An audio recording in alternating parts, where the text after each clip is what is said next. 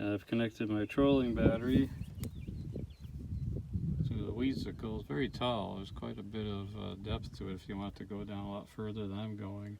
But it puts quite a bit of pressure on the transom when you get it in the tilt mode because the Weedsickle is very heavy. Let's flip it on and see what it sounds like. Well, I feel like I'm in a washing machine. The blades are moving pretty good back and forth.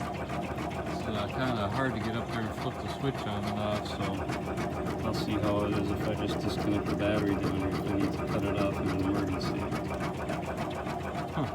This is some pretty thick stuff. I'm going through the more clear area first here. It almost acts like a little bulldozer too. It'll push the material along and then back up you can see the big clump.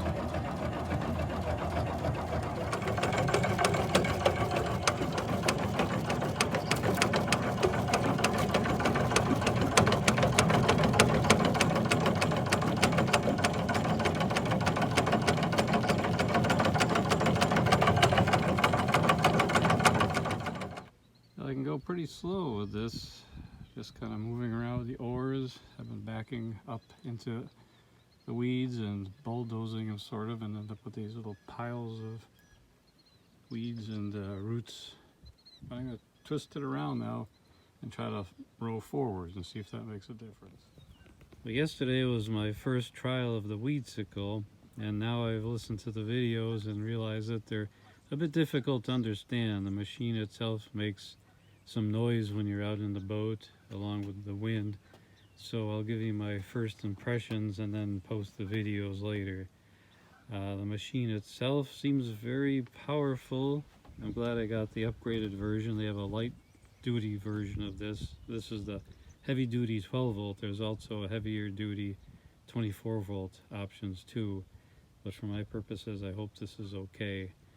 I've tried backing the boat in with the blades up like this. Tried about 1.5 feet below the surface, then 1 foot below the surface.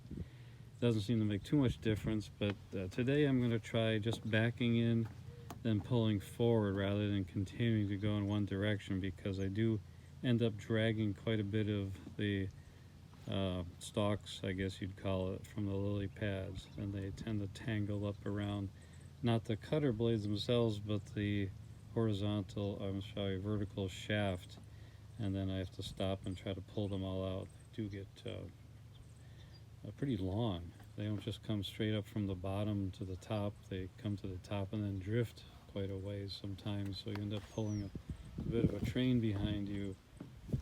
As I mentioned in my video, you'll see that this does vibrate quite a bit the moment it creates from being so high above the surface of the transom. I think affects it a bit. It does make the boat shake back and forth kind of like a washing machine, but overall I think it's going to be fairly effective.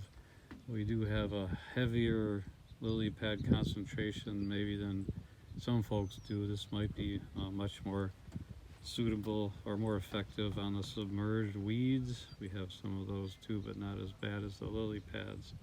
So again, I'll take it out today and see if I can refine my techniques as far as being able to cut these pads back and show you some more videos.